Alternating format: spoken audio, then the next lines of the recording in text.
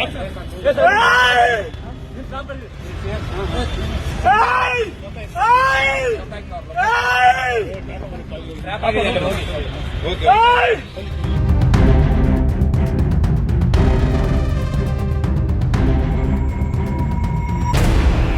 Karnataka web ವೀಕ್ಷಕರಿಗೆ ನಮಸ್ಕಾರ. ನಾನು ಶಿವಮೂರ್ತಿ ಸರ್ವ. ವೀಕ್ಷಕರೇ, ಆರಂಭದಲ್ಲಿ ಒಂದು ವಿಡಿಯೋವನ್ನ ನೀವು ಗಮನಿಸಿದ್ರಿ. ಅಲ್ಲಿ ಒಬ್ಬ ಪೊಲೀಸ್ ಇನ್ಸ್ಪೆಕ್ಟರ್ ಕೂಗಾಡ್ತಾರೆ, ಚೀರಾಡ್ತಾರೆ, ಹಾರಾಡ್ತಾರೆ, ಫುಲ್ ಹೈಡ್ರಾಮವನ್ನೇ ಕ್ರಿಯೇಟ್ ಮಾಡ್ತಾ ಇದ್ದಾರೆ. ಬರೋಬ್ಬರಿ 4 ರಿಂದ 5 ಲಕ್ಷ ಲಂಚ ಪಡೆಯುವಾಗ ರೆಡ್ ಹ್ಯಾಂಡ್ ಆಗಿ ಲೋಕಾಯುಕ್ತ ಅಧಿಕಾರಿಗಳಿಗೆ ಸಿಕ್ಕಿ ಬಿದ್ದಿದ್ದಾನೆ. ಒಳ್ಳೆಯ ಸಂಬಳ, ಒಳ್ಳೆಯ ಹುದ್ದೆ, ಓಡಾಡಲಿಕ್ಕೆ ಕಾರು, ಒಳ್ಳೆಯ ಮನೆ ಇದೆಲ್ಲ ಇದ್ದು ಕೂಡ ಈತ ಲಂಚಕ್ಕೆ ಕೈ ಚಾಚಿ ಇವತ್ತು ಪೊಲೀಸ್ ಇಲಾಖೆಯೇ, ಇಡೀ ರಾಜ್ಯದ ಪೊಲೀಸ್ ಇಲಾಖೆಯೇ ತಲೆ ತೆಗೆಸುವಂತಹ ಕೆಲಸವನ್ನ ಮಾಡಿದ್ದಾರೆ. ಒಬ್ಬ ಪೊಲೀಸ್ ಕೈಯಲ್ಲಿ ಕಳ್ಳ ಲಾಕ್ ಆದಾಗ ಯಾವ ರೀತಿಯಾಗಿ ಒದ್ದಾಡ್ತಾರೋ, ಯಾವ ರೀತಿಯಾಗಿ ಕೂಗಾಡ್ತಾರೋ ಆ ರೀತಿ ಒಬ್ಬ ಪೊಲೀಸ್ ಅಧಿಕಾರಿ, ಉನ್ನತ ಹುದ್ದೆಯಲ್ಲಿರುವಂತಹ ಇನ್ಸ್ಪೆಕ್ಟರ್ ಇವತ್ತು ಲೋಕಾಯುಕ್ತ ಅಧಿಕಾರಿಗಳ ಕೈಗೆ ಸಿಲುಕಿ ಒದ್ದಾಡ್ತಿದ್ದಾರೆ ಒಬ್ಬ ಕಳ್ಳನಂತೆ. ಇದು ನಿಜಕ್ಕೂ ನಾಗರಿಕ ಸಮಾಜ ತಲೆ ತೆಗೆಸುವಂತಹ ಘಟನೆ.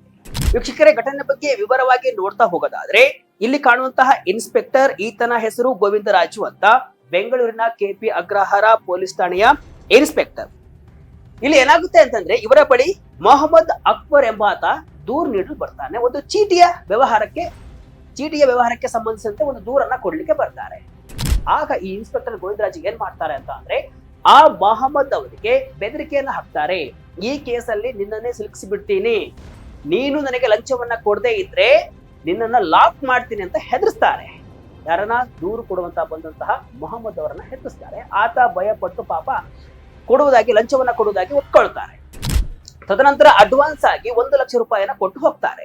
ಅದಾದ ಮೇಲೆ ಉಳಿದ 4 ಲಕ್ಷ ಹಣವನ್ನ ಕೊಡ್ಲೇಬೇಕಾಗುತ್ತೆ. ಆಗ ಮೊಹಮ್ಮದ್ ಪಾಪ ಮನೆಯಲ್ಲಿ ಕಷ್ಟಪಟ್ಟು ಹೇಗೋ ಅಲ್ಲಿ ಇಲ್ಲಿ ಸಾಲ ಮಾಡಿ 4 ಲಕ್ಷವನ್ನ ಹೊಂದಿಸ್ತಾರೆ. ಆದ್ರೆ ಆತ ಕೇವಲ ಹಣವನ್ನ ಮಾತ್ರ ಹೊಂದಿಸಲಿಲ್ಲ, ಲೋಕಾಯುಕ್ತರಿಗೂ ಕೂಡ ಒಂದು ಸಣ್ಣದಾಗಿ ಸುಳಿವನ್ನ ಕೊಡ್ತಾರೆ. ಸೊ ಇಂತಹ ಟೈಮ್ ಅಲ್ಲಿ ಲೋಕಾಯುಕ್ತ ಅಧಿಕಾರಿಗಳು ಹಾಗೂ ಮೊಹಮ್ಮದ್ ಸೇರಿ ಹನಿ ಟ್ರ್ಯಾಪ್ ಅನ್ನ ಮಾಡ್ತಾರೆ. ಯಾರ ಮೇಲೆ? ಇನ್ಸ್ಪೆಕ್ಟರ್ ಮೇಲೆ. ಸೊ ಎಂದಿನಂತೆ ಇನ್ಸ್ಪೆಕ್ಟರ್ ಹೇಳಿದಂತೆ ಈತ ಮೊಹಮ್ಮದ್ 4 ಲಕ್ಷ ಹಣವನ್ನ ತೆಗೆದುಕೊಂಡು ಇನ್ಸ್ಪೆಕ್ಟರ್ ಹೇಳಿದ ಸ್ಪಾಟ್ಗೆ ಬರ್ತಾರೆ. ಎಲ್ಲಿಗೆ ಬರ್ತಾರೆ ಅಂತಂದ್ರೆ, ಮೈಸೂರು ರಸ್ತೆಯ ಸಿರಿಸಿ ಸರ್ಕಲ್ ಬಳಿಯ CAR ಗ್ರೌಂಡ್ ಅಂದ್ರೆ ಚಾಮರಾಜಪೇಟೆ ಸಮೀಪಕ್ಕೆ, ಅಲ್ಲಿಗೆ ಮೊಹಮ್ಮದ್ ಬರ್ತಾರೆ. ಇನ್ಸ್ಪೆಕ್ಟರ್ ಅಲ್ಲಿಯೇ ಸ್ಪಾಟ್ ಅನ್ನ ಫಿಕ್ಸ್ ಮಾಡಿರ್ತಾರೆ.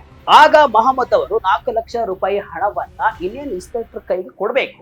ಲೋಕಾಯುಕ್ತ ಅಧಿಕಾರಿಗಳು ರೆಡ್ ಹ್ಯಾಂಡ್ ಆಗಿ ಲಾಕ್ ಮಾಡ್ಬಿಡ್ತಾರೆ. ಯಾರನ್ನ? ಗೋವಿಂದರಾಜು ಅವರನ್ನ. ಲೋಕಾಯುಕ್ತ ಅಧಿಕಾರಿಗಳು ಲಾಕ್ ಮಾಡ್ತಾ ಇದ್ದಂತೆಯೇ ಈತ ಜೋರಾಗಿ ಕೂಗಾಡ್ತಾನೆ, ಕಿರುಚಾಡ್ತಾನೆ. ಸ್ಥಳದಲ್ಲಿ ಲೋಕಾಯುಕ್ತರು ಅಧಿಕಾರಿಗಳು ಲಾಕ್ ಮಾಡ್ತಾ ಇದ್ದಂತೆ ಕೂಗಾಡ್ತಾರೆ. ದೊಡ್ಡ ಹೈಡ್ರಾಮವನ್ನೇ ಸೃಷ್ಟಿ ಮಾಡ್ತಾರೆ. ಈ ವಿಡಿಯೋ ಈಗ ಎಲ್ಲೆಡೆ ವೈರಲ್ ಆಗ್ತಾ ಇದೆ. ಈಗ ಇನ್ಸ್ಪೆಕ್ಟರ್ ಅನ್ನ ಲಾಕ್ ಮಾಡಿ ಆತನನ್ನ ವಶಕ್ಕೆ ಪಡೆದು, ಲೋಕಾಯುಕ್ತ ಅಧಿಕಾರಿಗಳು ವಶಕ್ಕೆ ಪಡೆದು ಆತನನ್ನ ವಿಚಾರಣೆಯನ್ನ ಮಾಡ್ತಾ ಇದ್ದಾರೆ.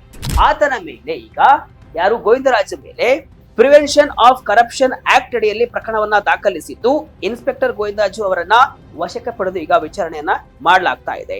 ಇದರಲ್ಲಿ ಇನ್ಸ್ಪೆಕ್ಟರ್ ಒಬ್ಬರೇ ಇದ್ರ ಅಥವಾ ಅವರ ಹಿಂದೆ ಯಾರಾದ್ರೂ PC ಗಳು ಇರಬಹುದು ಅಥವಾ ಬೇರೆ ಯಾರ ಅಧಿಕಾರಿಗಳು ಇದ್ದಾರಾ, ಇದೆಲ್ಲವನ್ನೂ ಕೂಡ ತನಿಖೆಯನ್ನ ಮಾಡ್ತಿದ್ದಾರೆ ಲೋಕಾಯುಕ್ತ ಅಧಿಕಾರಿಗಳು. ತನಿಖೆಯ ನಂತರ ಇದರ ಹಿಂದಿನ ಸತ್ಯಾಸತ್ಯತೆಗಳು ಏನು ಎಂಬುದು ಕೂಡ ಗೊತ್ತಾಗಲಿದೆ.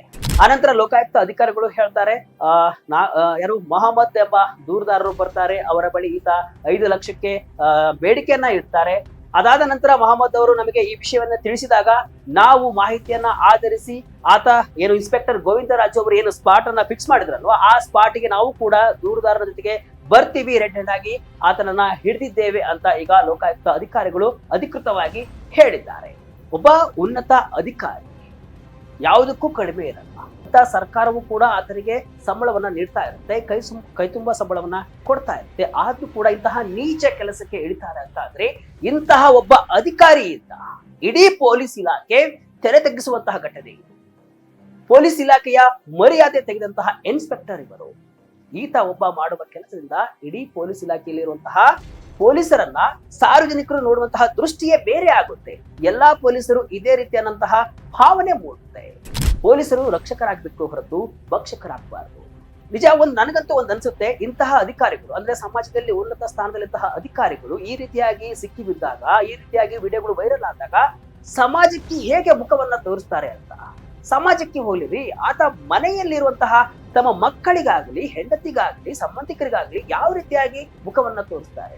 ಆ ವಿಡಿಯೋ ನೋಡಿದಾಗ ಇವ್ರಿಗೆ ಏನ್ ಅನ್ಸುತ್ತೆ? ಆ ದೂರದಾರ ಪಾಪ ತನ್ನ ಸಂಕಷ್ಟಕ್ಕೆ ಪೊಲೀಸ್ ಇಲಾಖೆಗೆ ಬಂದಾಗ ಆತನಿಗೆ ನೀನು ಲಕ್ಷ ಲಕ್ಷ ಲಂಚವನ್ನ ಕೊಡಬೇಕು ಅಂತ ಡಿಮ್ಯಾಂಡ್ ಮಾಡೋದು ಎಷ್ಟು ಸರಿ? ಪಾಪ ಆತ ಆ ಹಣವನ್ನ ಹೊಂದಿಸಲಿಕ್ಕೆ ಎಷ್ಟು ಕಷ್ಟಪಡಬೇಕು. ಮನೇಲಿರುವಂತಹ ಹೆಂಡತಿ ಮಕ್ಕಳಲ್ಲಿರುವಂತಹ ಆಭರಣಗಳನ್ನ ಒಡವೆಗಳನ್ನ ಅಡ ಇಟ್ಟು ಇವರಿಗೆ ಹಣವನ್ನ ಹೊಂದಿಸಿ ಕೊಡುವಂತಹ ಪರಿಸ್ಥಿತಿ ಎದುರಾಗಿರುತ್ತೆ. ಯಾಕಂತಂದ್ರೆ ಈ ರೀತಿ ಪೊಲೀಸ್ನವರು ಆ ರೀತಿಯಾಗಿ ಇವರಿಗೆ ಬೆದರಿಕೆಯನ್ನು ಹಾಕಿರ್ತಾರೆ. ನೀವು ಹಣವನ್ನ ಕೊಡದೇ ಇದ್ರೆ ನಿಮ್ಮ ಮೇಲೆ ಕೇಸನ್ನ ಹಾಕ್ತೀವಿ, ನಿಮ್ಮ ಮೇಲೆ ಕೇಸನ್ನ ಹಾಕಿ ಒಳಗೆ ಲಾಕ್ ಮಾಡ್ತೀವಿ, ಶಿಕ್ಷೆ ಆಗುವ ರೀತಿಯಾಗಿ ಮಾಡ್ತೀವಿ ಅಂತ ಬೆದರಿಕೆಯನ್ನು ಹಾಕಿರ್ತಾರೆ. ಪಾಪ ದೂರದಾರ ಏನ್ ಮಾಡ್ತಾರೆ, ಇದಕ್ಕೆ ತಪ್ಪಿಸಿಕೊಳ್ಳಲು ಇನ್ಸ್ಪೆಕ್ಟರ್ ಹೇಳಿದ ಹಾಗೆ, ಆ ಪೊಲೀಸರು ಹೇಳಿದ ಹಾಗೆ ಕೇಳ್ತಾರೆ, ಎಲ್ಲೋ ಕಷ್ಟ ಬಿದ್ದು ಹಣವನ್ನ ಹೊಂದಿಸ್ತಾರೆ. ಆದ್ರೆ ದೂರದಾರ ಇವತ್ತು ಕರೆಕ್ಟಾಗಿ ಸರಿಯಾಗಿ ಮಾಡಿದ್ದಾರೆ. ಇಂತಹ ಕೃತ್ಯಗಳನ್ನ ಎಸಗಿದಂತಹ ಪೊಲೀಸ್ ಯಾರೇ ಆಗಿರಲಿ, ಈತ ಇನ್ಸ್ಪೆಕ್ಟರ್ ಗೋವಿಂದರಾಜು ಮಾತ್ರವಲ್ಲ, ಈ ರೀತಿ ಮಾಡುವಂತಹ ಕೆಲಸ ಯಾರೇ ಮಾಡಿದ್ರು ಕೂಡ ಅವರಿಗೆ ಶಿಕ್ಷೆ ಆಗುವಂತಹ ಕಾನೂನು ಬರಬೇಕು. ಕೇವಲ 6 ತಿಂಗಳು 1 ವರ್ಷನೋ ಅಮಾನತು ಮಾಡಿ ಮತ್ತೆ ಕೆಲಸಕ್ಕೆ ಜಾಯ್ನ್ ಆಗಿ ಮತ್ತೆ ಅದೇ ಕೆಲಸವನ್ನ ಮಾಡ್ತಾ ಇದ್ರೆ ಏನ್ ಬಂತು, ಸಮಾಜಕ್ಕೆ ಏನ್ ಸಂದೇಶವನ್ನ ಕೊಟ್ಟಂತಾಗುತ್ತೆ? ಈ ರೀತಿಯಾದಂತಹ ಪ್ರಕರಣಗಳು ರಾಜ್ಯದಲ್ಲಿ ಇದೊಂದೇ ಅಲ್ಲ, ಬೇಕಾದಷ್ಟು ನಡೆಯುತ್ತೆ. 5,000, 100 ರೂಪಾಯಿ, 20 ರೂಪಾಯಿ, 50 ರೂಪಾಯಿಗೆ ಕೈ ಚಾಚುವಂತಹ ಪೊಲೀಸರು ಇದ್ದಾರೆ. ಎಷ್ಟೋ ಕಡೆ ನಾವು ನೋಡಿದ್ದೀವಿ, ವಿಡಿಯೋಗಳು ವೈರಲ್ ಆಗ್ತಾ ಇದೆ.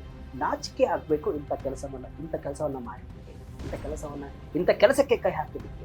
ಒಂದು ಪ್ರಶ್ನೆ ಹೇಳುತ್ತೆ, ಸರ್ಕಾರ ಇವರಿಗೆ ಸಂಬಳವನ್ನ ಕೊಡಲ್ವಾ? ಯಾಕೆ ಈ ರೀತಿಯಾದಂತಹ ಕೆಲಸವನ್ನ ಮಾಡಬೇಕು?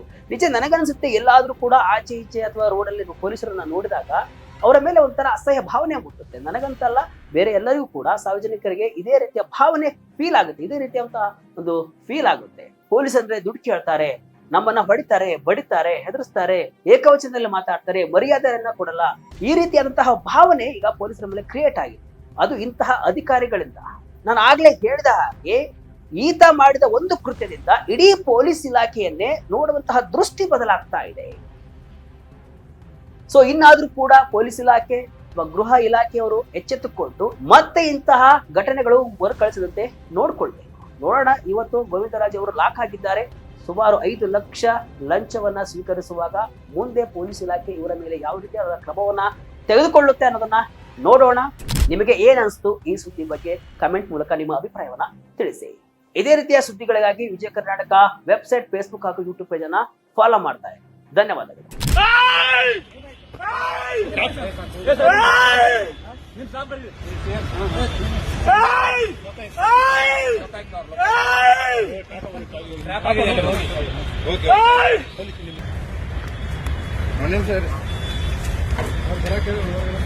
ಹೇಳಿದ್ಯಾ ಬನ್ನಿ ಅಂತ ಹೇಳ್ತಾ ಇದ್ದೆ ತಾನೆ. ನೀವು ಬರೀತಾರೆ, ನಾವು ಬರೀತಾರೆ, ಆಯ್ತು ಮತ್ತೆ ಅದೇ ಹೇಳ್ತಾ ಇದ್ದೀನಿ. ಈಗ ನೀಡಿ ಪ್ಲೀಸ್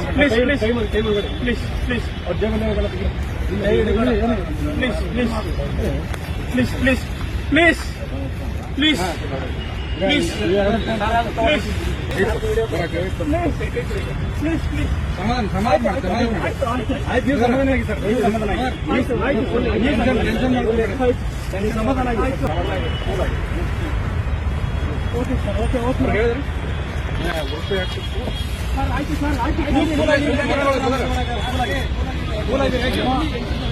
ಈ ಶ್ವೇತಾಗ ಲೊಕೇಶನ್ ಅಮೌಂಟ್ ತೆಗಿಬೇಕು ಇಲ್ಲ, ಅವ್ರಿಗೆ ಕಳಿಸಿ ಸರ್. ಜೀಪ್ ತಗೊಂಡ್ಬರತ್ತಲ್ಲ.